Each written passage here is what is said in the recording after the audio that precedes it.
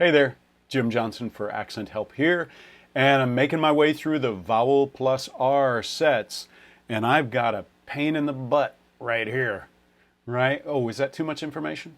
Well, I thought I'd start you off with that so that you would know to click onto another video at this point because I'm disgusting and horrible, or horrible. But I talked about that on the last one. So this is what I like to think of. I actually give this one two words as a subset. So this is the tour and cure subset. And so I can't just use this because there are actually a bunch of variations that can happen within this one. So this is the one where I find that most Americans with the word tour, like we're going on a tour, they go towards this. Took. This would be the sound. Could, would, should, book, look, right? So this is the or, tour. It may feel like for many speakers that it actually goes to tour. I don't know that they go all the way there because I think when you do that, you inherently create a syllable break and actually end up with a little intrusive W. Tour, right? A tour, a 2-hour tour,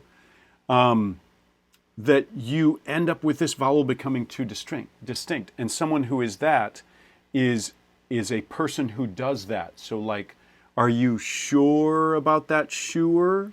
Are you sure? Sure? A shoer is a person who shoes. Maybe who shoes horses. That's a shoer, right? Just like we have poor, someone who doesn't have money. Now, when I was growing up, I said both P-O-O-R and P-O-U-R. I said them the same, and I commonly do to these days. That was a very poor. I said them as the North Force lexical set. That's a very poor. That's poor. But some people say that was a very poor. So they actually create a distinction so that P-O-U-R is in the North Force lexical set, whereas P-O-O-R is in the tour cure lexical set. I told you this one was going to be a challenge because this one has so many subdivisions within it. But if you took this person who doesn't have very much money and you went too far with it, that would be a very poor, one who poos. So we're back to bathroom jokes, and that works for me. Bathroom jokes are the best. My favorite joke in the world. I love this joke. What's brown and sounds like a bell? Dong. I taught my son to tell that joke when he was in preschool, and it still plays to this day. He's 25 now, but that joke still plays, man. Joke still plays. You're welcome to it. Spread the word, and only the word. Don't spread. Anyway, a very poor, or a very poor. I am a very poor. I can't seem to find the bathroom, right? So anyway, one of the options is that some of them move towards this, like poor, or someone, Othello the Moor. Othello the Moor. Some people say the Moor, and some people say the Moor. The Moor, right? Poor, Moor. So that's one variation. The word where people tend to do this is tour, or a tourist. A tourist. Once in a while, people will go towards a tour. A tour. So it starts to move towards this North Force lexical set. We're going on a tour. I'm a tourist. A tourist. Sounds like you're a Taurus on as your sign. Clearly, I know so much about that I'm leading you through it. So that's one of the options. Another option is that a whole bunch of these, I'm going to get rid of our ooer.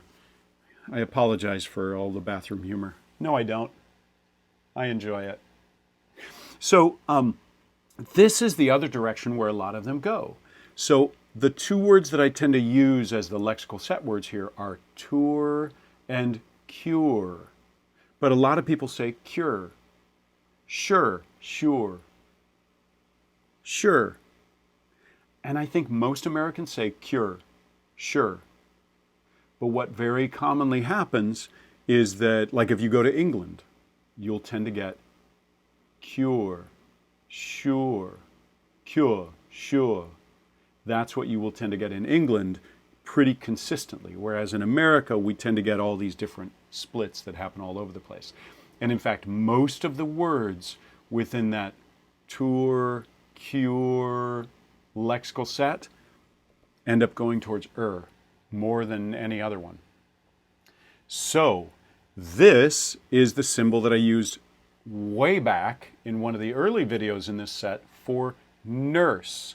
That means that for many Americans, cure, sure, nurse, those are all the same. Those are all in the same lexical set for them.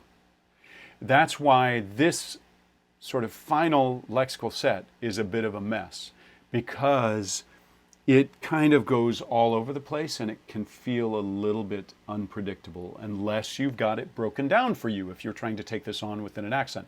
That's one of the things that I dive into in the generic materials that you'll find at accenthelp.com.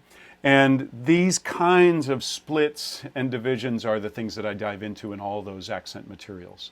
So if you'd like to check that out or learn one of 50 plus other sets of materials that I've got on the website, you can check it all out at accenthelp.com. Thanks for joining me for the journey through Vowel+R.